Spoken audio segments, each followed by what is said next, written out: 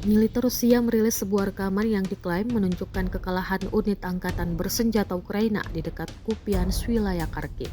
Dalam rekaman tersebut, sejumlah peralatan tempur Ukraina terlihat dihantam oleh serangan drone di dalam kota dan wilayah sekitarnya.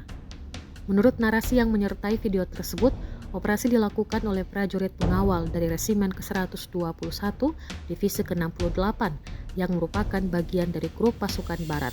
Unit ini disebut secara aktif memburu target Ukraina di area konflik. Serangan ini juga disebut mendapatkan dukungan dari sistem kendali drone FPV, Thunderstorm Leska berbasis rad optik, serta penggunaan drone KVN untuk serangan presisi.